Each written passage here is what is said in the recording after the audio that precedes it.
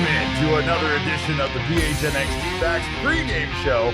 Another edition of the D-backs pregame playoff show. This is kind of wild to me.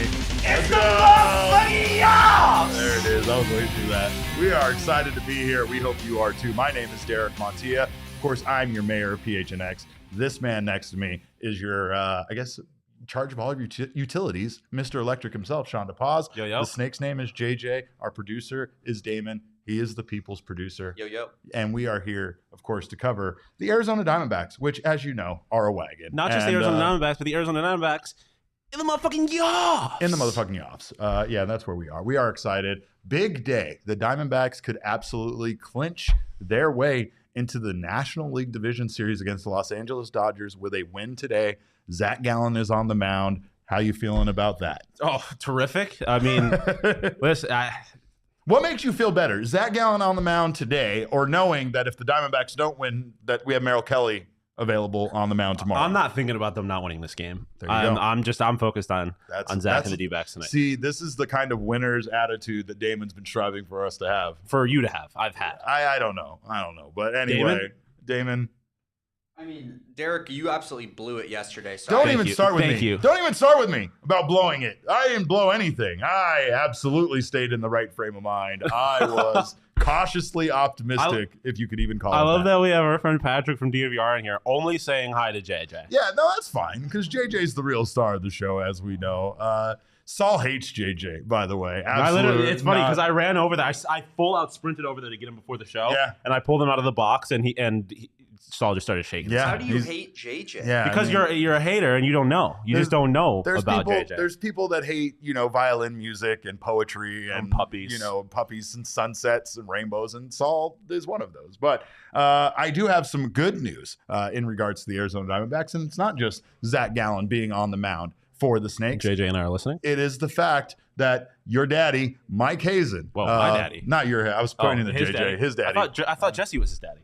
It's a complicated It's our collective situation. spiritual Yeah, daddy. it is. But Mike Hazen. Mike Hazen. I wish he would general manage my life. I've said that many times. I but need someone to generally manage my life. just get my shit together, right? And just help me kind of stay on track. Put together at least a plan that extends beyond the end of this week, because that's the farthest out I can plan my life. Yeah, And even that seems like a stretch. But I have a lot of pieces to my life. I definitely have a vision of what I want my life to be like, but there's some very key pieces missing. Yeah. I think Hazen could probably figure that out for me. He's not gonna get you a family. He's not gonna find you a family.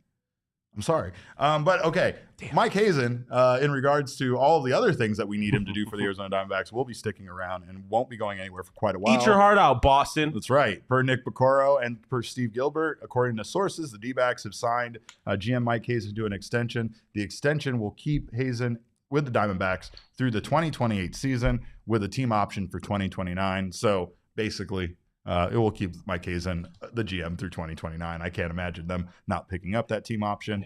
Yeah. And I think that this is such a crucial thing for the Arizona Diamondbacks. When Mike Hazen leaves an organization like the Boston Red Sox and comes to Arizona, I imagine, and this is just speculation, that there is a learning curve, if you will, right? Like not just not just the fact that you are working for a different organization that you're unfamiliar with, but working for an organization that doesn't have, the same financial resources that a team like the Boston Red Sox has, right? Yeah. And I will say, I've also said this for years, Mike Hazen came to this team. He was like the guy that had to, it was like a house party. Someone broke the vase, and someone had to fucking figure out how to put that shit back together before mom gets home, basically.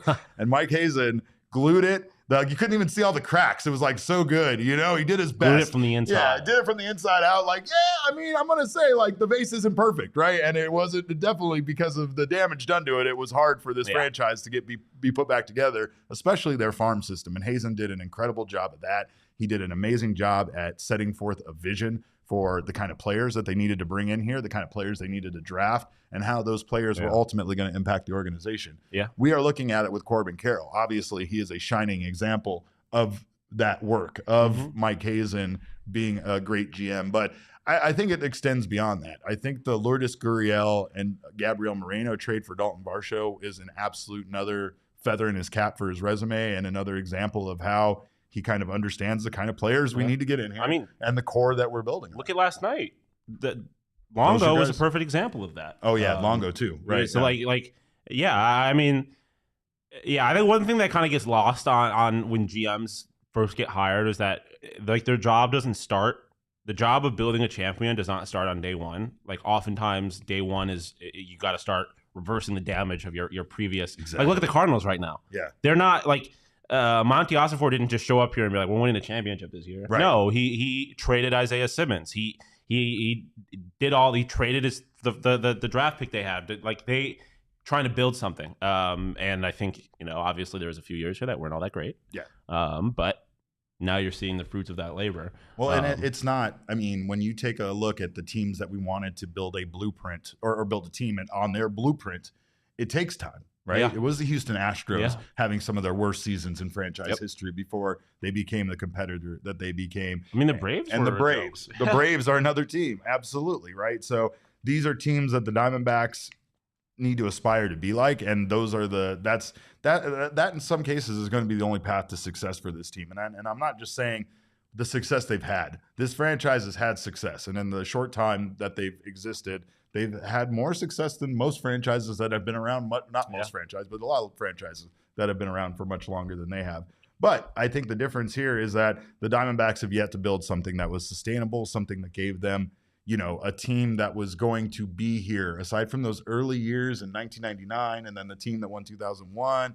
Like that team definitely hung around, but we have yet to see a team that was able to make the playoffs in consecutive years and just kind of be a threat, right? Even if they don't make the World Series, even if they don't extend too far into the playoffs, like just the fact that they could be here this year, be here next year, and be here in the foreseeable future, not only seems like a very real possibility, but a lot of that work, a lot of that credit goes to Mike Hazen for building this team in the way 100%. That he has. Yeah, and I mean, obviously expectations will shift at a certain point if they keep making postseasons, but like you look at a team like the Brewers, right?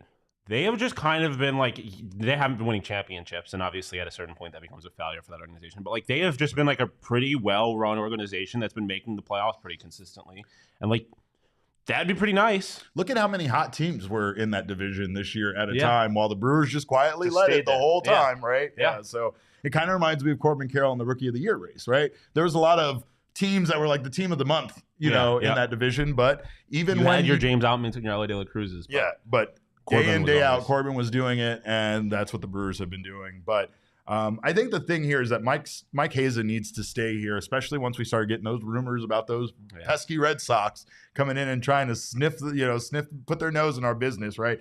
Mike Hazen needs to finish the plan that he's set forth. And I think that it's going to take more time. And I just don't know if another GM would come in and just completely reverse the strategy, reverse the philosophy that the team is, currently following, right? Yeah, I mean, that's one thing. Like, if they were to lose Hazen, I guess it's like they've already locked up Corbin. Like, they kind of already this would be like a great position to take over, just because it's like it's going to be pretty hard to mess this up. Like though there's only a few variables at this point that like you could, if you come in thinking you can start throwing money around and that's going to lead to success for this team. Yeah, like if you don't have any kind of Alec Thomas, right? Like, any kind of this thumb guy's on the pulse of the clubhouse or anything like that. Like that would certainly be an issue. This guy's got a sub 800 OPS. He's hitting 226 or whatever. Like why are we holding up trades to bring in big pitchers? And again, that's something that if you look in hindsight, a lot of those pitchers, with the exception of a few that we were interested, Jordan Montgomery being one that we were definitely very interested in, right? Yeah. But like there's a lot of those pitchers definitely weren't worth the cost that it probably would have taken to get them. And even though, a lot of people did criticize Hazen for not making enough moves at the trade deadline, maybe standing pat was the right move. Maybe making no moves was the move, right? And I mean, they still did make moves. Paul Sewald is a huge move for this team. Tommy Pham ended up being a huge contributor as well. So the moves they made were good moves. They just weren't those big moves that cost you a lot, that is going to move that big name. And I honestly, I think that that's another reason why he's such a good GM, right? Yeah. You have the assets to move. It's having the knowledge and the understanding of the game and what those players could become that really sets you apart as being a great GM. And like I said, having a pulse on the clubhouse, knowing that like if you were to trade Alec Thomas, obviously you can't make trades right now, but if you were to trade Alec Thomas right now, like that's probably not going to sit great with guys like Corbin Carroll. No. And his happiness, like obviously he's under contract, but his happiness is like it's pretty important. And so like there's certain, I mean, at a certain point you can't worry about that stuff. That you just got to put out the best baseball team you can. But like, yeah, if you don't have any if you just show up and you don't have any real pulse on organization, Yeah.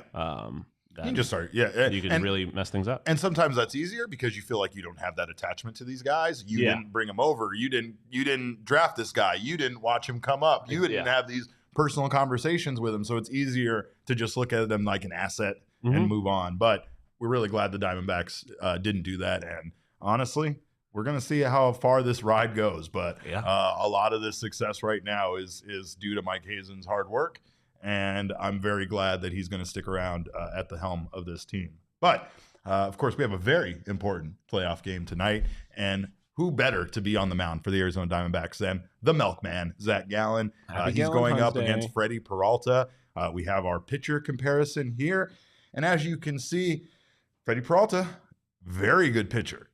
When you talk about guys flying under the radar, those guys up there in Milwaukee are, and you can throw Brandon Woodruff, even though he's injured into this. That was the most formidable trio in baseball, and they were doing it quietly. You look at this ERA, you look at Corbin Burns' ERA prior to yesterday's game. These are guys that really weren't in the Cy Young conversation, even though their numbers kind of say otherwise. Like, these guys are good pitchers, and Freddie Peralta is no slouch. Even though he's not considered their ace, he's probably 1A. I mean, I don't even know how you would go with it's like they have like 1A, 1B, 1C, right? It's kind of just like with Merrill. I think everyone's going to look at Corbin Burns, but they've got a couple other really, really good arms, and Freddie Peralta is one of them. I mean, as far as like the Cy Young conversation goes, I think at a certain point, Snell just made that his. So absolutely, it is what it is. But like, I mean, but we were following it along, and we saw the names that were up there, and hand up from our perspective, I would say, because we talk about Zac Gallen all year being a Cy Young candidate, and I mean, incredibly comparable numbers for Freddie Peralta, and obviously these numbers are skewed a little bit because Zac Gallen was pitching significantly better at a point when we were talking about him being a Cy Young candidate. But still, like, obviously a slightly higher ERA, but outside of that, like, incredibly similar numbers. Again, the win-loss, you can look at that however you want, but on a team with very lackluster offense, the fact that he has 10 losses doesn't really mean much to me. No, wins and losses hardly ever mean much to me. But I mean, it is a thing people do consider. I mean, there's certain circumstances where they matter, right? Like Jacob deGrom's win-loss record in New York for a while, right? Like, that was important because it was telling the story about how little run, like when you put it in context. With his numbers and absolutely. I am Larry taking a step back to the other conversation we were having about Mike Hazen. He said the assistant GMs are sticking around too. Don't forget that. Mike Fitzgerald is the one who banged the table for acquiring Gallen. It's just wholesale consistency in the front office, which I think is good. And I love Mike Fitzgerald, by the way. Mike Fitzgerald is one of my favorite people in that front office. So, yeah, you're absolutely right. It's great to have all of those guys sticking around. Back to Gallen, though. He's making his first career postseason start today. So it's time Here we go. It's time for our first Galentine's Day in the postseason. He did set career highs this season in wins, starts, innings pitched, and strikeouts. Obviously, all of those things kind of go together, right? The amount of durability that he had and the amount of innings he was able to eat. I know there was some conversation in the chat. They're asking about how many innings do you think Zac Gallen will go today? A lot of people are saying 7. 9. Well, I was talking to Bo right before we went live. Apparently, JG, Jonathan Gannon, head coach of the Arizona Cardinals, said that they're going to win 1-0. 1-0. So, so that would to require me, that's got 9 inning shut piece written all over it. Zac Gallen. Or 7, and then you go Ginkle. Ginkle probably won't pitch tonight. No, Ginkle's definitely not off the table. I think Ryan Thompson might be off the table. 8 and then 9th from Ginkle. Ryan was not here last night. Ryan, go watch the postgame show last asking night. Shawn, what does Ginkle have to do to be a sex symbol? Absolutely nothing, because he's already on the list. Already on the list? He needs to laugh in a grown man's face. And Ryan. I am too, because he was the one. Crazy. He's the one on Twitter that wanted to know about it, right? So here he is, not actually paying attention and knowing. And there's Totri again. Totri, go stand in the spot. Go stand in the spot. Go stand in the fucking spot, Totri. He has his bag on like he's leaving, but I'm serious. I'll get up from the show and tackle him if he walks out the door. What were we talking about now? Kevin Ginkel is officially a... Kevin Ginkel. Yeah, Ryan. Last night we Sex added symbol. Kevin Ginkel to the international sex symbol list. That's great. It's a crazy list. Again, it is a crazy list. Are you It's a pulling up the diverse list? list. It's an incredibly diverse list. I do Damon's not on see the list, color. right? Damon is on the list. That's crazy. I just made it, yeah. That's not crazy. That's not crazy. The person, Damon is sexy as shit and on an international scale. Yeah, it is. I your bad, told right? Shawn I shouldn't be on it, but he like put a gun to my head and made me do it. This is like It is humans doing a documentary about the wild, including themselves in like the He's carnivores on the island that This they're is covering. He has It's no wild. input on the list. He's simply the list keeper. He is the list keeper. JJ and There's I. a conflict of interest there. No. I mean, if he had put himself on the list, that'd be a problem. He was being a humble man. Was trying to keep himself off the list. I think he did. I think he might have left. So I'm gonna go kick his ass. Deal with that. But no, Ginkel is an international sex symbol. Seriously, like him laughing in a grown man's face. The ha ha! Woo! After getting out of the eighth, like he deserved it. That's madness. He's a crazy man in the hottest way. He's crazy in like a Jared Leto Joker kind of way, like psychopath sexy. Yeah.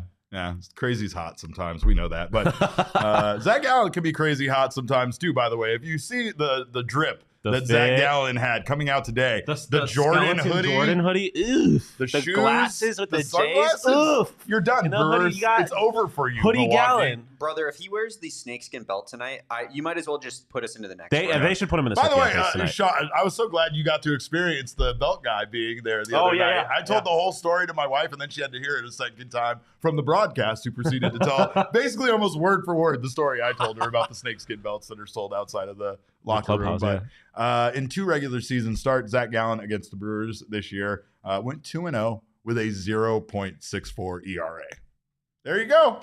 That's all you need to know at this point. 0.64 ERA in 2 starts. Can't even say that about Corbin Burns, who did not have 2 good starts like that. 14 innings pitched, 15 Ks by him in those 2 starts. I mean, this is the kind of lineup that Zac Gallen should just absolutely fucking dominate. The fuck like we saw it yesterday. It's a lineup. Although they did have a lot of traffic on the bases, it's just not a very you look down that lineup, you don't see many names that scare you. No, not really. And not obviously, really. when you got a guy like Brandon Pfaadt on the mound, that changes a little bit. But when a guy like Zac Gallen on the mound, like I think it's completely realistic to expect him to go in there and just shut that lineup down. I thought Mark Canha was going to have a bigger impact on yesterday's game, and they kept him relatively quiet. So Except for when they hit him by the pitch. Yeah. That didn't happen. Didn't happen because the umps. We didn't talk about that. Why did the D-backs have to be their own umpires last night? That was crazy. They jobbed us. It was crazy. It was wild. They were trying to, at least. They psyched us out. They made 2 blatantly incorrect calls so we would use our challenges and get all this confidence, and then they make a 3rd call that was barely correct. And then we use our challenge, and and then we lost the challenge. Do your job, Blues, so that we don't have to use Dan challenges Bellino, to do it for you. looking at Dan you. Bellino. We knew you were going to be a problem the minute we saw you on that list. But anyway, you were you know when you who's were not on a the problem? list. You guys for being here right now on the PHNX Sports YouTube channel. You're actually wonderful, adorable people for that, and I will thank you for that. Of course, if you haven't subscribed to the channel, make sure to do so now. Sign up for notifications. That way you don't miss whenever our shows go live. And leave us a little thumbs up. We love the thumbs up. It's our attaboys. If you're listening on the audio podcasting side, leave us a review. We always appreciate that feedback. We love the feedback. We need the feedback. So leave us a 5-star review.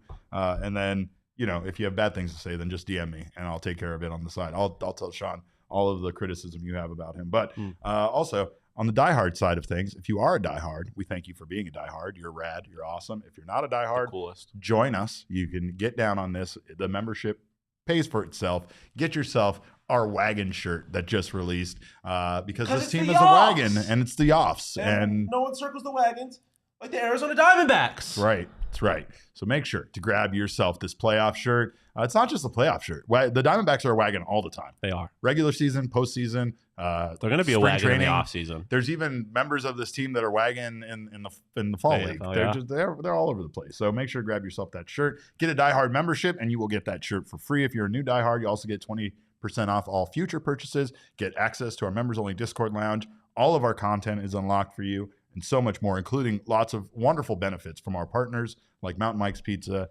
Dobson Ranch Golf Course, and more. So make sure to sign up today. Big thing for the D-backs. We did not know how their offense was going to be, right? We know that we were very concerned about the state of their offense as the season wrapped up. So at this point, we kind of have a good idea The D-backs offense is okay. We are okay. Hopefully, and pretty much all they need to do is keep things rolling the way they did in game 1. Yeah. They got significant contributions from Corbin Carroll, Gabby Moreno, Ketel Marte, and Christian Walker. They all continued to find a way to provide for this team. And if those 4 can do it again tonight, there is no doubt in my mind that the Diamondbacks can wrap this thing up in Milwaukee and move on to Los Angeles for game 1 on Friday or Saturday. Excuse me, to be game 1 on Saturday.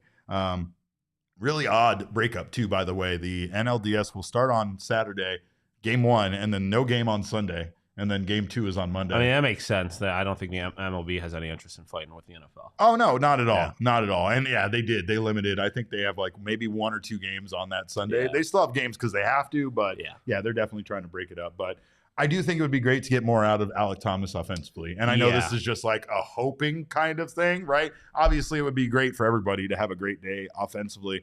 I think what I mean more importantly by this was Thomas had some really bad at-bats yesterday, like really bad-looking swings, really bad-looking at-bats. We were talking about it basically every time he went up to plate. His hips would fly open. He would step into the bucket and just like he was flailing, trying to just yank one down the line. And it just looked bad. Yeah, he was lost. Just some quality swings would be great. Yeah, quality swings, quality at-bats, maybe some lengthy at-bats, maybe foul some stuff off, just whatever. I mean, I don't necessarily need him to go 3 for 4 for me to consider it a success. But, again, we talked about how important his defense is to have in there, and we are all willing to sacrifice his offense for his defense, considering how good he is. It doesn't take a 9-man starting rotation and everybody to be locked in for you to win. Yeah. But, I mean, it would just be nice, and I'm sure that's how the coaching staff feels. It's like one of those things where you're like, it's not the results, it's the approach and seeing you, and he just didn't look very good. If he wants to go up there and go 0 but he's having good at bats and making guys throw 7-8 pitches in an at bat, like I can live with that.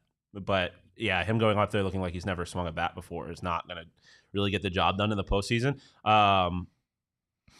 Gilbert saying Lourdes needs to wake the fuck up. I was going to say like Tommy, as far as I'm concerned, like going 0 for 5 as the DH is not acceptable in the 3-hole. That cannot happen. Yeah. We can afford Alek Thomas to not be good at the plate. You can't afford Tommy Pham and Lourdes Gurriel to go ghost. I mean, I guess they could because they won yesterday. But that's not sustainable. And so, Alek, I think he's the kind of guy where if he's getting offensive production, like you're not beating this team because that I feel like when he hits, like the team is just buzzing. Yeah. And when he hits, they tend to be loud. Yeah. He ends up showing up in a big way.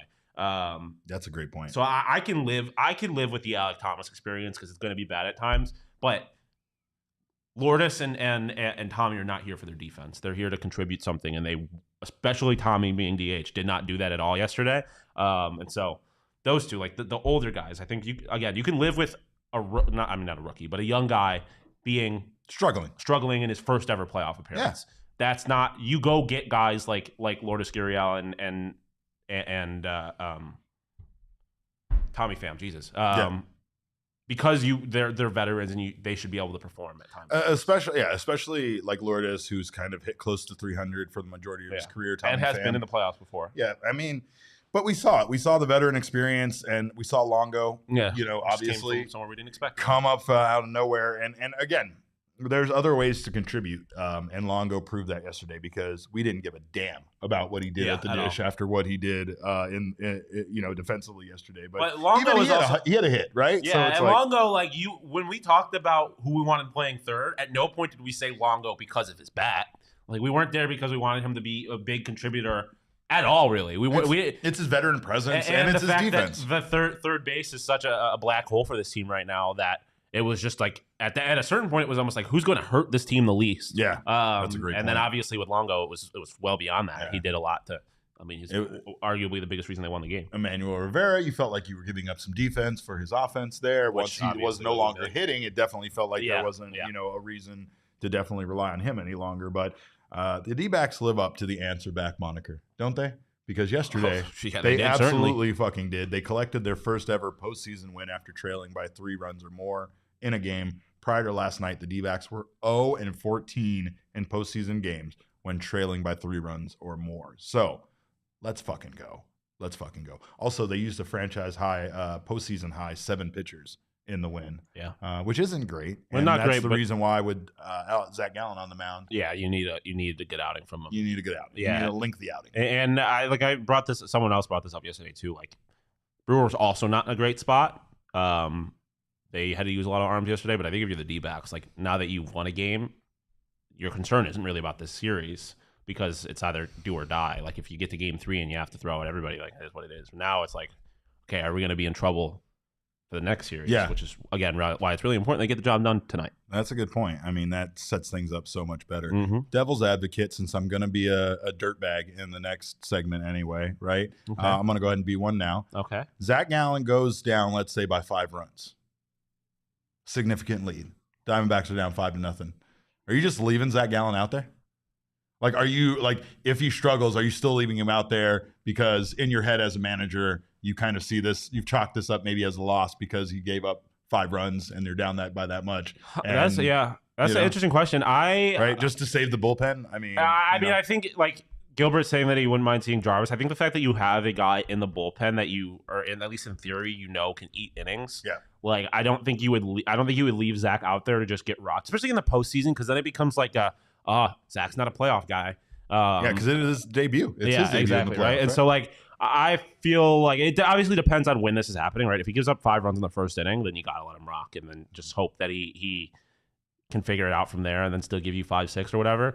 But yeah, like Patrick's saying, like, they need length. They cannot afford to lose their starting pitcher in the 3rd inning, 4th inning again. Like, that can't happen. So I think bare minimum they're going to need 6 out of him. I mean, it also depends if the game was close, right? Like, if he gives up 5, but then the offense comes out back and scores 5, that's going to change things as opposed to it being a 5-0 game.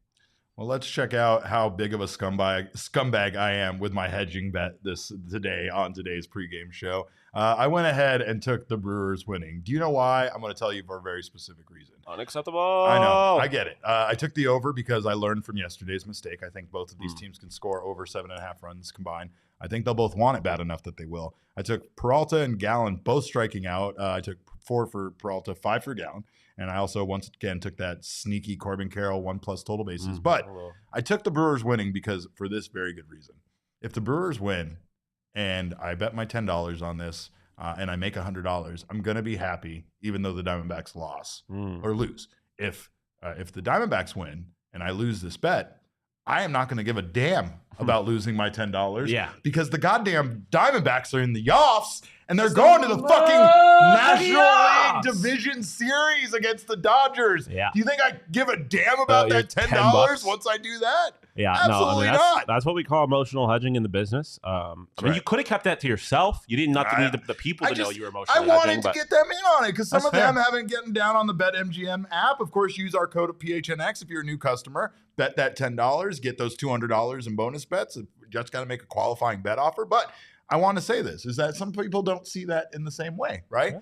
Like, just make yourself happy no matter what. Yeah. If you take the bet against your team and you win and your team loses, you're still, even if it's just you, your friends are going to be mad, your family's going to be mad, your kids might be mad, but you are sitting there secretly saying, at least I won $100. Well, what I will say is emotionally hedging with a parlay is kind of a crazy fucking move because then the Brewers are going to win and Corbin Carroll is going to go over and you're going to be like, I hate my life. Or I'm going to hit everything else and the Diamondbacks are going to win. But that I'm still not going to care about. Yeah.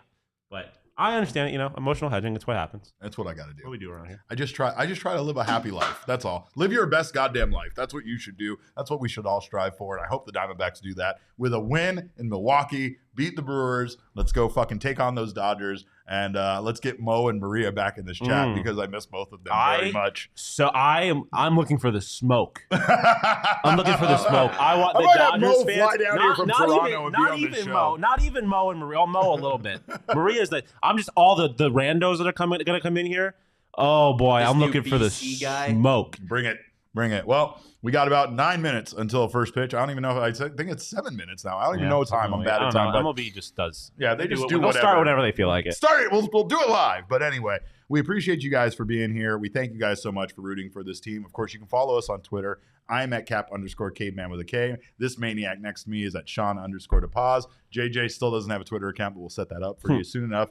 Our producer is the people's producer. It's Damon Dog. He is at Damon, DAWG, and we are Damon's Dogs. Of Of course, all roads do lead to at PHNX_sports on Twitter, Instagram, and Facebook. And our show is at PHNX D-backs. We thank you guys so much for your time. Let's go fucking Zac Gallen. Let's go Galentine's Day. Let's go Let's what? win.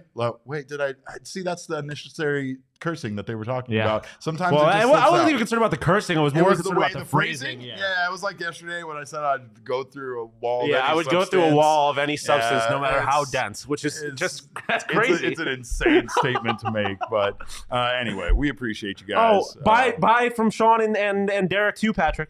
Yeah. We're here too, Patrick. But we thank you guys again so much for your time. We appreciate you. And remember, kids, baseball is fun, but it's so much more fun when you acknowledge the two hosts in the room and not just these stuffed animals. It's the Patrick. fucking yas. We all silly like the mayor.